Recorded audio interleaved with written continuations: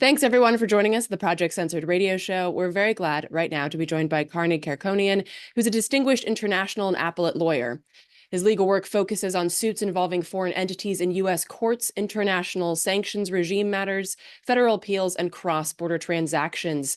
His public interest practice is rooted deeply in international law and draws firmly on his commitment to Armenian causes. Mr. Kerkonian, thank you so much for taking the time to sit down with us today. Thank you, Eleanor. So I wanted to start off by noting here that we're recording this on or around the 1-year anniversary of the forced displacement of Armenians from Artsakh, known as a breakaway state or disputed area by international media, or simply as a part of Azerbaijan.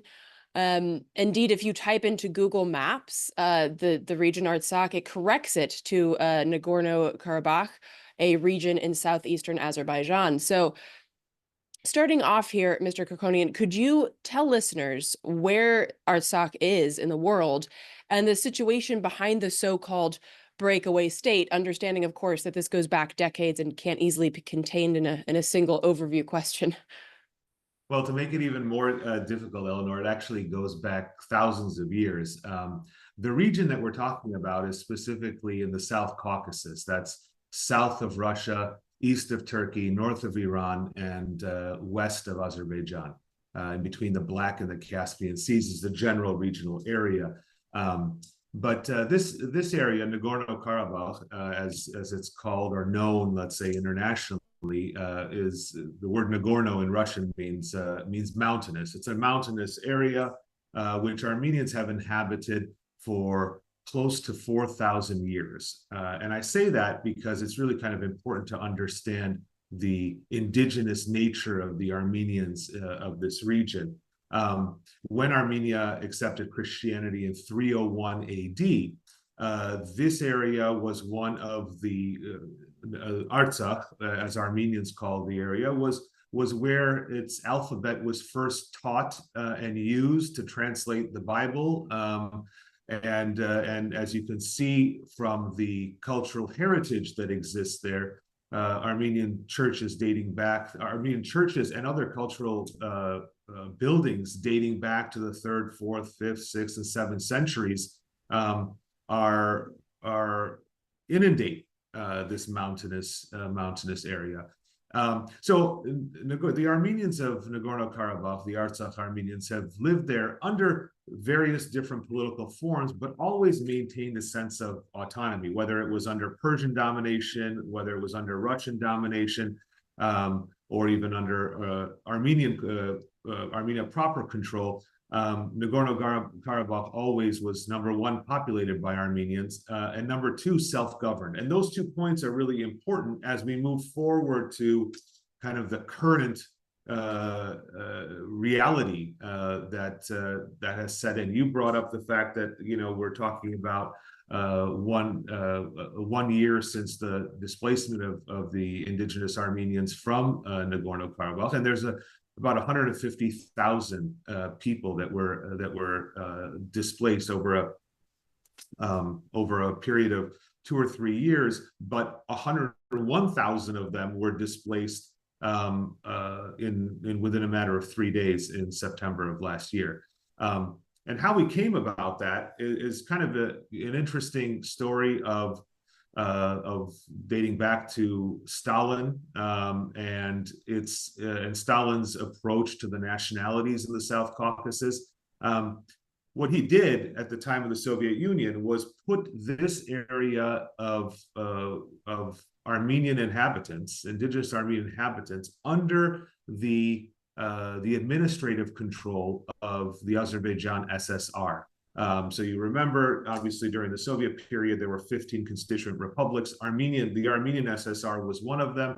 The Azerbaijani SSR was the other one in this region. And what happened was that Stalin, in order to control the nationalities, that was one of his policies, and as well as a number of others. But the Stalinist authoritarian regime placed the Artsakh Armenians under the administrative control of Azerbaijan. So when the Soviet Union was collapsing in the late 1980s and into the 1990s, Artsakh Armenians, the Nagorno-Karabakh Armenians, were following the rules set out in the Soviet constitution, sought to join the Armenian SSR.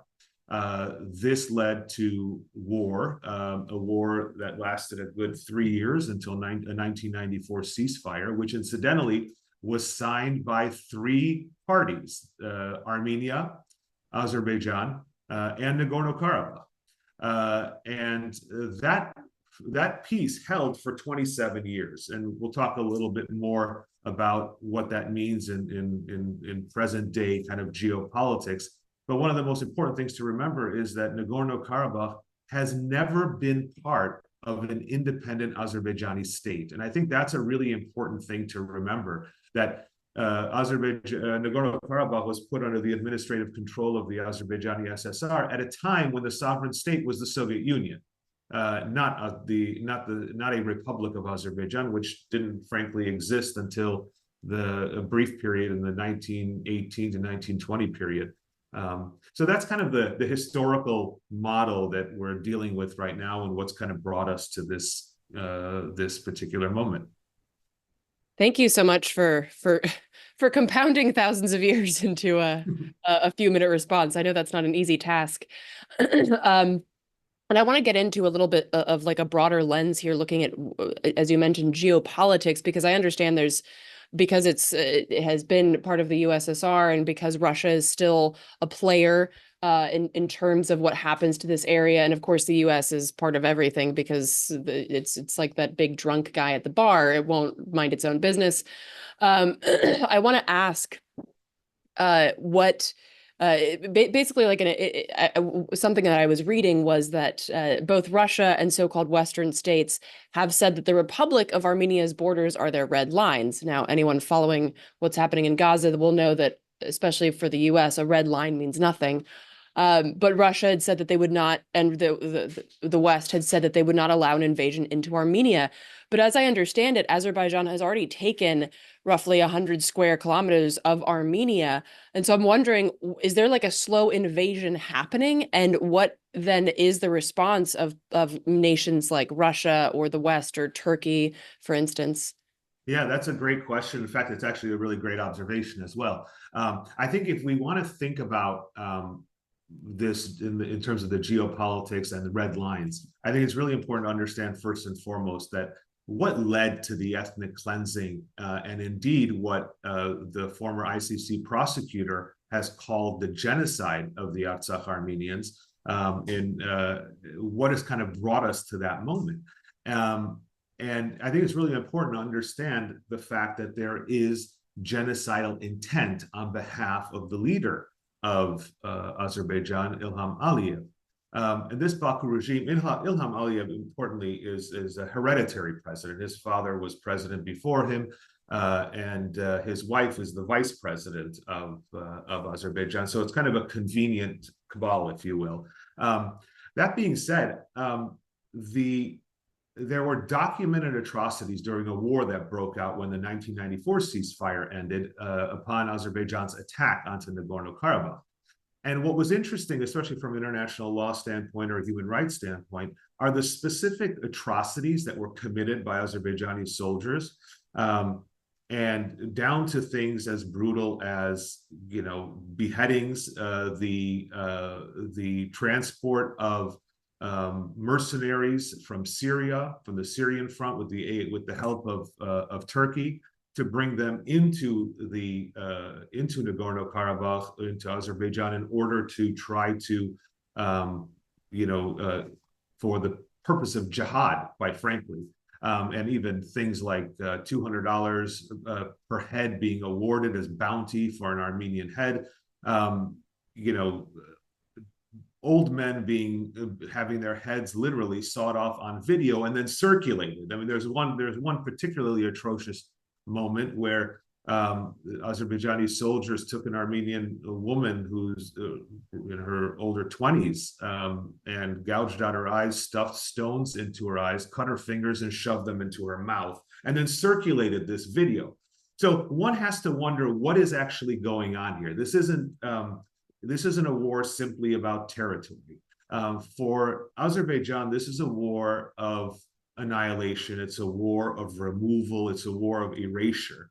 And so what we saw for 9 months prior to the ethnic cleansing of Nagorno-Karabakh was a complete military isolation and blockade, where no food was able to get in, no medical supplies were able to get in. And literally there were instances of starvation, instances of malnutrition, and like I said, complete isolation, where even the Red Cross was not permitted to come in. I mean, imagine that type of situation for 9 months. And so that was the precursor to then a military attack, which started on September 19, 2023, in which, after isolating and starving the population for over 9 months, Azerbaijan then attacked the population, and the people within 3 days essentially fled through a bridge that connected Nagorno-Karabakh with Armenia, a land bridge which the International Court of Justice had ordered Azerbaijan to open a year earlier, but it refused to open for supplies. And then Azerbaijan said that it would open it, but only one way out. And that's what kind of led to this moment that we're living in today. Yeah, and I mean, what you describe echoes a lot of things that I've heard happening in Gaza: the starvation, horrific brutality, and it also then bears mentioning that Azerbaijan carried out this assault with, as you mentioned, Syrian mercenaries, but also with the use of Israeli drones.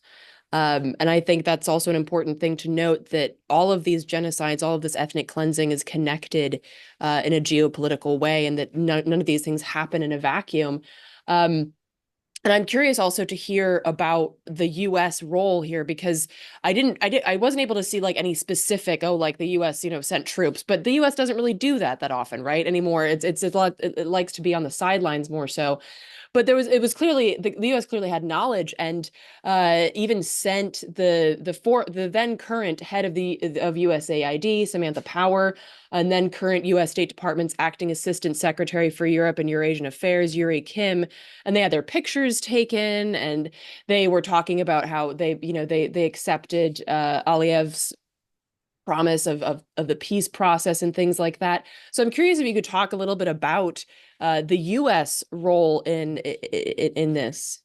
Yeah, no, I think that that's really important. And I think that, and I'm going to bring up Yuri Kim's testimony in Congress, which I thought was very enlightening as to what the United States knew and what it claimed was its red line, and the timing of all that. It's very interesting.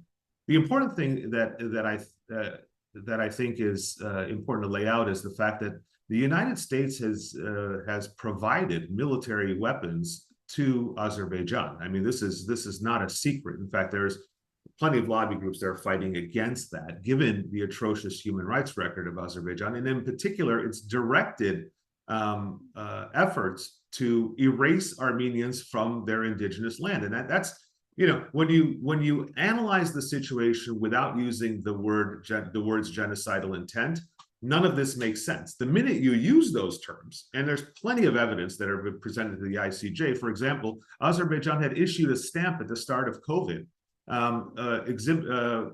illustrating an exterminator in a hazmat suit, literally cleansing Nagorno-Karabakh. That was a state issued by a stamp in this century. I mean, it's absolutely ludicrous how silly and how much impunity there has been. So the U.S., I'm very confident, knew the extent of Ilham Aliyev's genocidal intent. If those overt acts are not enough, let's not forget also that Ilham Aliyev calls all of Armenia Western Azerbaijan. That's no secret. So it doesn't even recognize Armenia in the fullest sense. Many times has said that it's not even a sovereign state. Its approach to Armenia is that this is Western Azerbaijan. For an individual, for an autocrat with genocidal intent looking to eliminate Armenians, it doesn't matter where the Armenian is from, whether they're from Nagorno-Karabakh or the border regions of Armenia, which you correctly stated is already under Azerbaijani occupation. So Azerbaijan has already crossed that red line. But I think what's really, really interesting is that when Yuri Kim was testifying in Congress, she was asked a very pointed question about this issue. First, she said, before I get to the question, she said that that the United States, and these are her words, would not countenance any ethnic cleansing or any violence against the Nagorno-Karabakh Armenians. That was her testimony. What's interesting is that 5 days later, Ilham Aliyev ethnically cleansed the entire area of Nagorno-Karabakh. So the timing of that is really interesting. But there was a particular question that Senator Menendez asked her, and the response was very telling. He asked her point blank, saying, Ambassador Kim, what do you believe Ilham Aliyev's intent is? And mind you, this is 5 days prior to the ethnic cleansing of Nagorno-Karabakh. And her answer was very telling. She didn't say that his plan was to integrate the Armenians into an Azerbaijani society, into Azerbaijan, which is very shocking because that's what the United States was pushing for. Even during the blockade, the United States was pushing for this idea, and with this idea of integration, that somehow Armenians could coexist under Azerbaijani military and political rule, which is absolutely shocking. I mean, that's like say, the idea that you're going to take a population that is literally targeted with genocidal intent and push them into the military and political control of a state intent on destroying them goes against every tenet in international law, and it doesn't even make sense. It's absurd. So the only way they're able to do it, able to advocate for this, is to avoid acknowledging Ilham Aliyev's genocidal intent. And that's exactly what happened when that question was asked by Senator Menendez.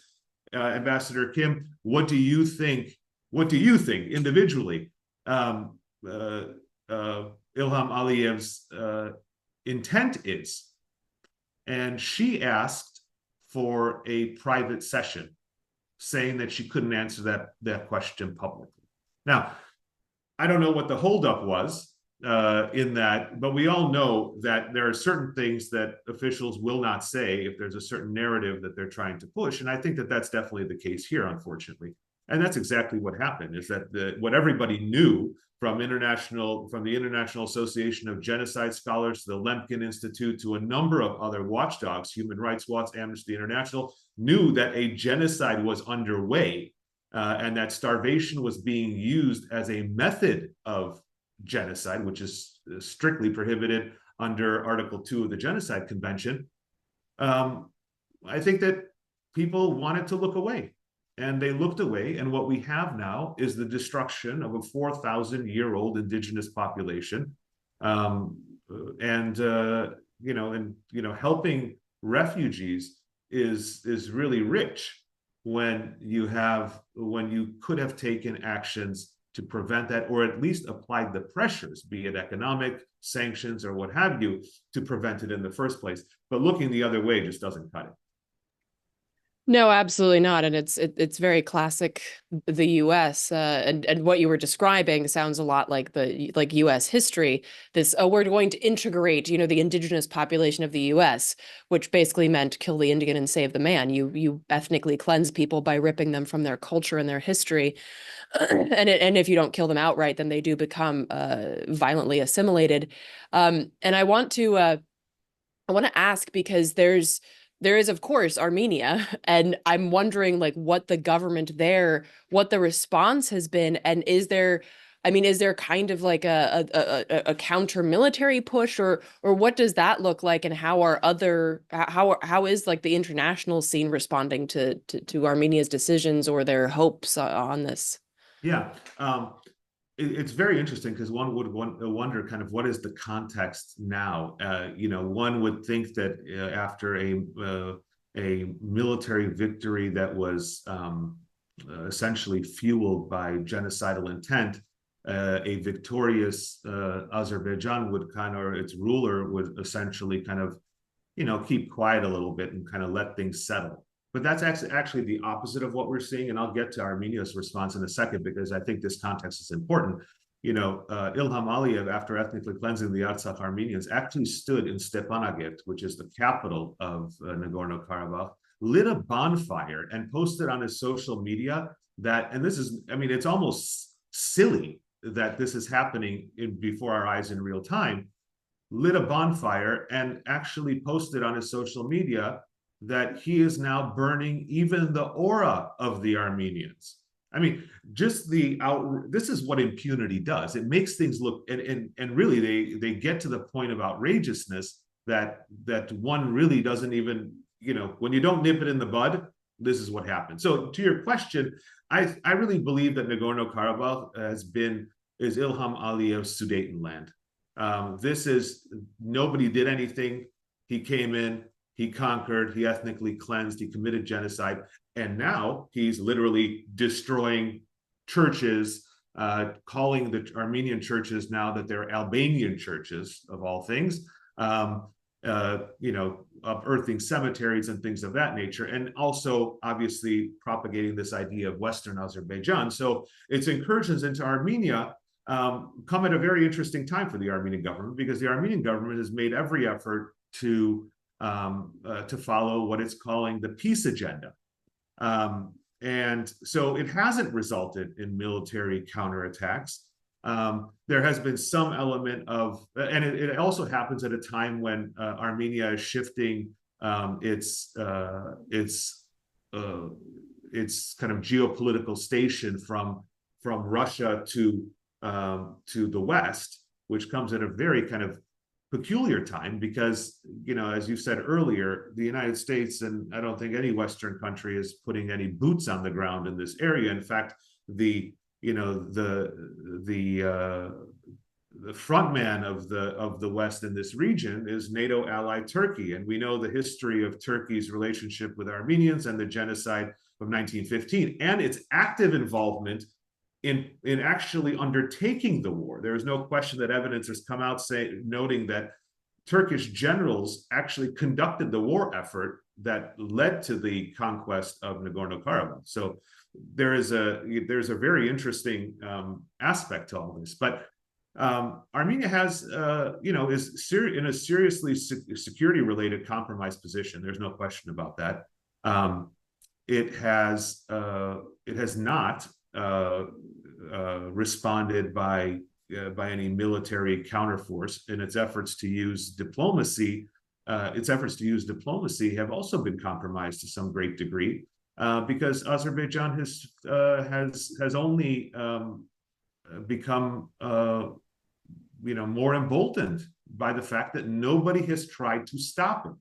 And by doing that, what you have is now Azerbaijan, which clearly, as I mentioned before, is not a democracy, actually making demands on Armenia, which is a democracy, trying to get Armenia to do things like change its constitution, to eliminate information regarding, eliminate references to the Declaration of Independence, which referred to Nagorno-Karabakh, which refers to the first genocide of the Armenian people. So it's now using its military, the duress that it has created on Armenia, to impose yet further changes in the framework, in the actual democratic government of Armenia. So it's a very weird moment that Armenia lives in right now. But its security and its abilities to pursue a peace agenda,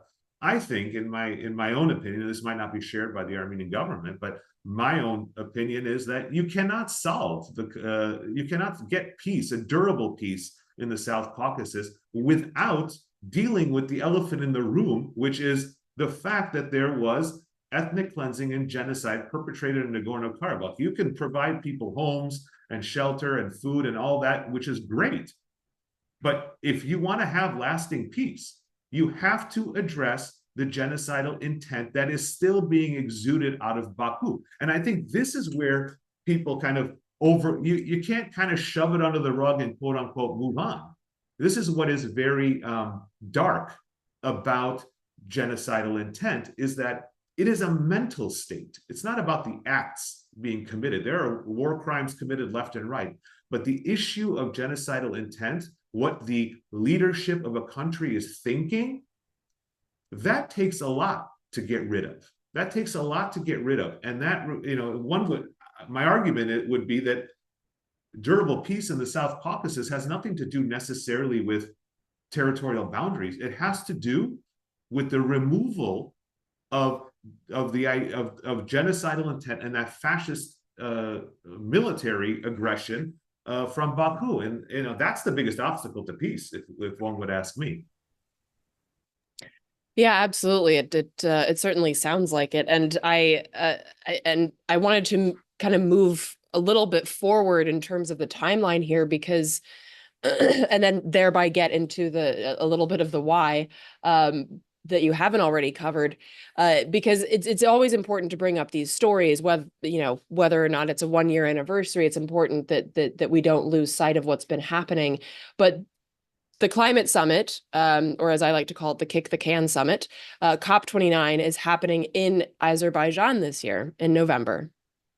And you mentioned in a previous piece that I read, you called it a petrol-dictatorship. Now, it's not uncommon for climate meetings to be held, ironically, in places with deep ties to ecocide. For instance, COP24 was held in the Silesian coal region of Poland, where authorities announced the opening of a new coal mine just before the climate summit, and several partners of the summit were coal mine companies. So in this sense, the COP29 is really just following a trend, but there is a deeper and darker aspect of the COP29 meetings because they combine ecocide with the ethnic cleansing and genocide of Armenians that you've been talking about. And I'd like to highlight that connection and ask you about that connection, specifically with regards to this region that, as I understand it, is not just mountainous, but is also a heavily forested area. Yeah, that's a great question. So with respect to COP29, what's very interesting is that this is almost like having Pol Pot run a forestation campaign. I mean, it's it's silly. It's silly, and again, it's one of these other kind of looking aways. I mean, Azerbaijan itself has a horrendous ecology history, if you will.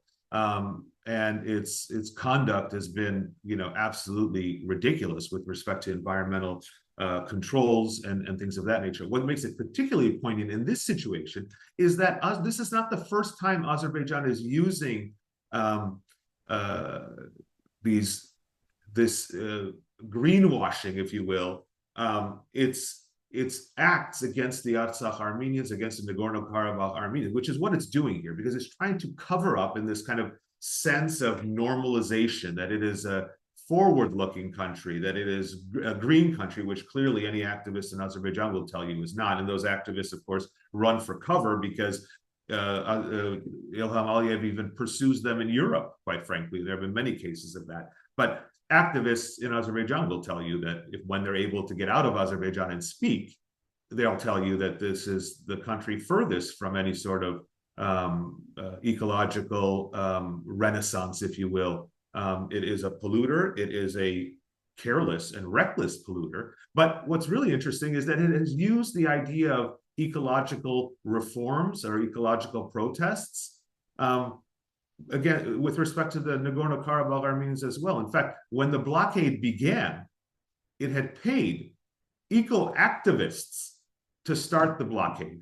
So eco-activists came in and started the blockade, which later evidence demonstrated. Arman Tatoyan, the former human rights defender of Armenia, had issued a report identifying the actual individuals involved in those eco-protests, and it was clear that they were funded by the government or government-related entities. So it was clear that they were testing the waters with these eco-protests, saying, okay, well, if no one's going to say anything to these eco-protesters, then eventually we can keep moving forward. And that's what they did. The blockade was kind of gradually imposed, and they tested the waters. And I'm afraid to say that I think that they're testing the waters now. Will the international community attend the conference and not mention the fact that just a few kilometers away, the host country actually had just perpetrated a genocide? Will they not mention the fact that the Artsakh Armenians have a right to return, which is a fundamental human right? Will they not mention the fact that they have that right to return, a right to return that is collective, that is under international protection, and that where they can preserve their fundamental human rights? I don't know. I don't know what, you know. Yes, it's a travesty for, you know, for the ecological community, quite frankly, that this is the country that's hosting this. It's also an opportunity for people to make political statements and diplomatic statements that cut to the core here. They say, you know, we're not going to accept, you know, I mean, the idea of protecting our habitat, protecting our environment, cannot exclude protecting the human beings that are indigenous to that environment. I mean, that's one of the main things that we see, at least in the international law arena, where you have a lot of commonality between ecological movements and human rights movements, especially when it comes to indigenous rights. And that's really what is absolutely shocking here. The fact that this conference is permitted to go forward in Baku, at the same time in a state that has, I mean, you know, the blood is still fresh. And here we are kind of, you know, trying to gloss over it. So I'm hopeful that, I'm disappointed by the fact that the United Nations feels that this is the right place for this. There are countries that have taken stands recently. I mean, just a couple of days ago, the Canadian Foreign Ministry issued a very important statement identifying the fact that, you know, that the Artsakh Armenians, that there was ethnic cleansing committed, that they do have the right of return, and they have the right of return with security and with their fundamental human rights intact, which includes, as they said, Canada said, and I not only agree, I've underlined this point, it includes their right to life, obviously, but it also includes their right to self-determination. That is what people are entitled to. And coming from a country that has dealt with the Quebec issue, they have a very unique understanding of the issue of self-determination. So I think it's a very important COP29 could be, for those that are willing to speak truth to power, an opportunity to say the things that need to be heard and not allow Azerbaijan to essentially greenwash its genocide of the Artsakh Armenians. And let's also not forget that they're literally hosting this conference at a time when they are holding Armenian hostages. They are still holding Armenian hostages, and POWs and political leaders. I mean, it's absolutely ludicrous that, you know, to host an international conference of this exposure, of this notoriety, in a place where you have hostages still being maintained, not only under international law, but under against Azerbaijan's own signature. Azerbaijan had agreed to do a swap of POWs, for example, at the end of the war, the 44-day war. Armenia returned all of its POWs unharmed. Azerbaijan has still kept them, and they're using them as human bartering chips. And this is where it gets really kind of disgusting. But we cannot expect anything more if the international community will not step up and assist really kind of a compromised Armenia at this point in maintaining at least some modicum of dignity for the people, at least creating perhaps a platform to allow the Nagorno-Karabakh Armenians, who have self-governed for so long and created a democratic republic in Nagorno-Karabakh for 27 years, to allow them the opportunity to have those direct talks on working through a safe return. Yeah, and I'm wondering what what you feel, what you'd like to see the international community do, whether that be sanctions or whether you feel that there's something that could be done at the COP29. What would you like to see happen with these international players? Well, I think that I would like three things, I should say, that I think kind of very distinct things. Number one, I think that international players, especially leading international players, should take the lead that Canada, frankly, has just noted, saying that acknowledging what has happened, not looking the other way, acknowledging what has happened, reaffirming the right of return under safety and protection, what I'd like to call international protection, and reaffirming the people's fundamental human rights. So I think that's step one. Step two, I think there needs to be an open condemnation, at least the condemnation. I don't think COP29 would be the place where, where states would necessarily agree on sanctioning, although I do believe that that's an important part of this. In fact, for the United States, I think it's a fundamental point in order to be able to then, kind of rehabilitate the United States' image throughout the world with respect to this. I mean, this is a solvable crisis, Eleanor. This is not we're talking about 150,000 people in a very small piece of land. It's not as if that this is not this is not the middle of Europe where you have cornfields at issue and Monsanto's looking for a piece, and that's not what we're dealing with here. Well, so I think it's solvable. So I think that one of the second point I would like to make is that there needs to be a condemnation. States need to, and I hate to use kind of a street phrase for this, but they need to put the president of Azerbaijan in his place. He's not in his place. He's emboldened. So that would be the second thing I think that would need to be done. And the third one I think is really, really important. If we want to have durable peace in the region, we need to start creating an opportunity for a solution. We might not have the answers, and individual state actors might not have the answers to a really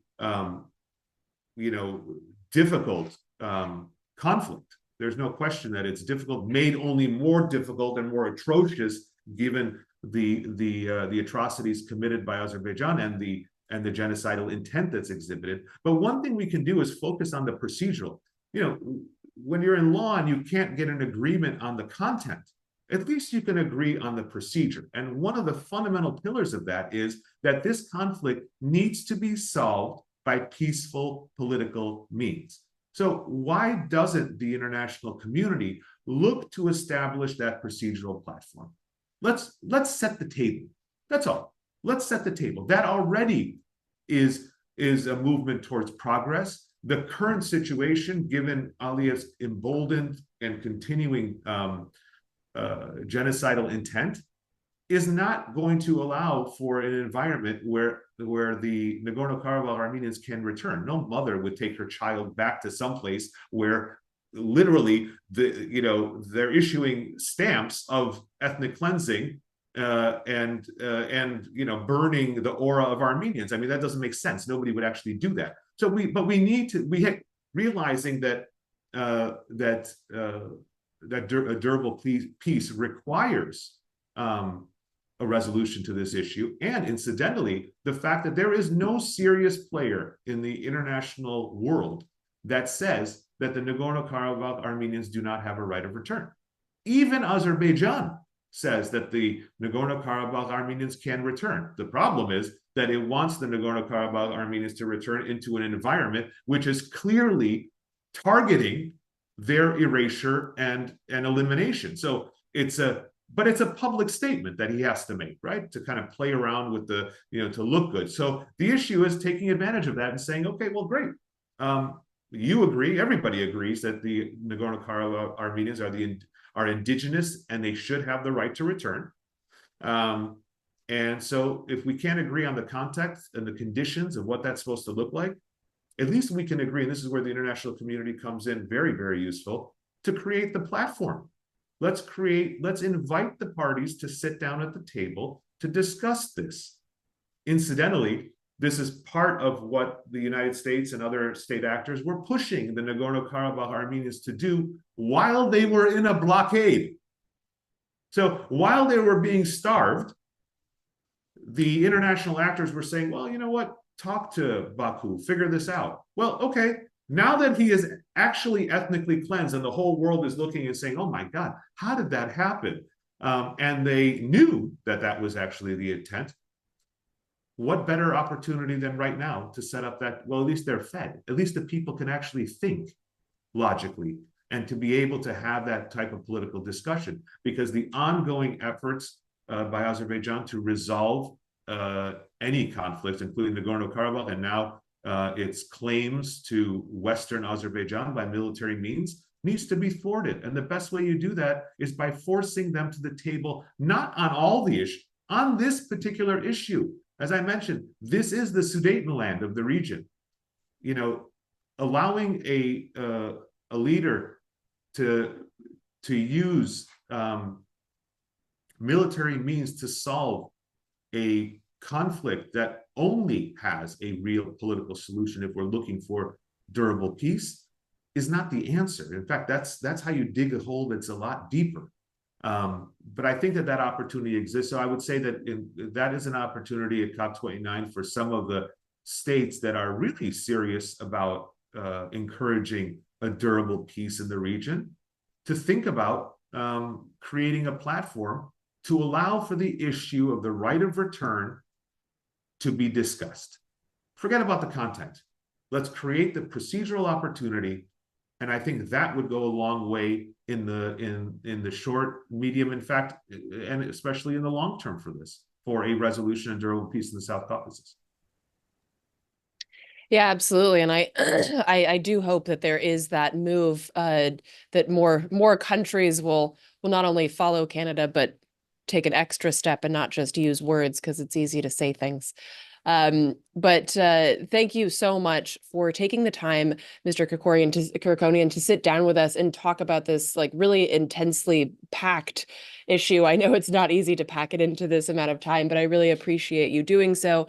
Are there any things that you would recommend that people read or check out in order to get more information about this, or places to follow to stay up to date?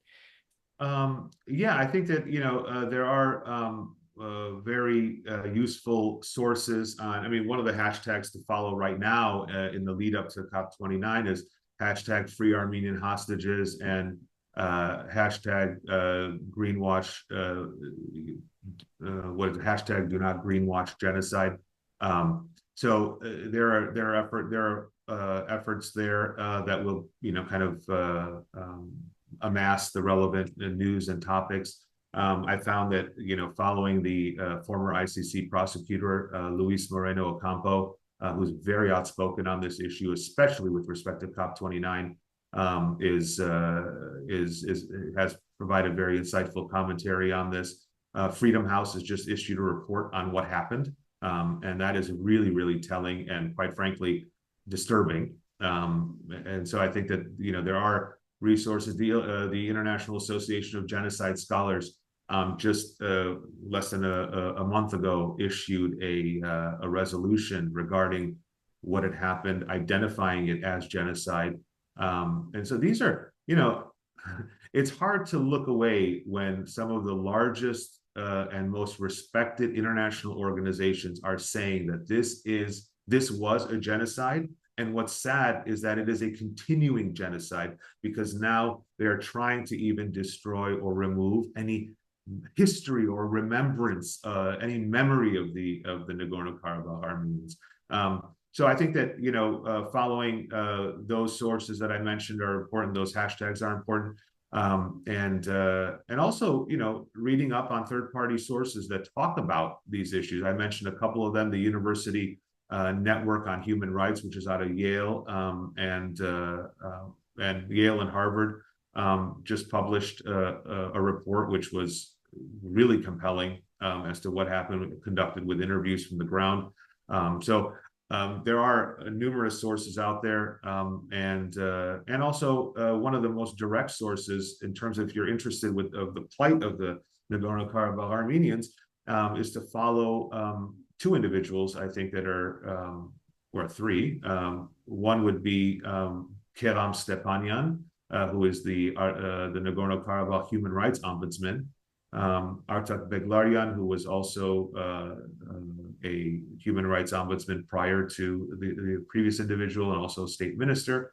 And perhaps most importantly, I would say, is Arman Tatoyan, who is the Armenian human rights defender, who has published numerous reports from his office, the Tatoyan Foundation, regarding issues on the ground in Nagorno-Karabakh, the manner in which the attacks took place, specifics and details with photos and interviews, and most importantly, the current status. In fact, issues on the border that you mentioned with Azerbaijan actually attacking Armenia proper. And he does regular fact-finding missions to these hotspots to identify what is actually happening. In fact, he is on one right now in the south of Armenia, which is now the new goal or target of Azerbaijan, wanting to take or have control over the south of Armenia, and that is only a powder keg waiting to happen unless Baku's ambitions are halted. Yeah, absolutely. There's there's no way to stop someone with who has genocidal intent by looking the other way. Again, thank you so much, Mr. Kerkonian, for taking the time to sit down with us and to giving us all this information. I really, really appreciate it. Thank you, Eleanor. It was a pleasure, and thank you for your insightful questions.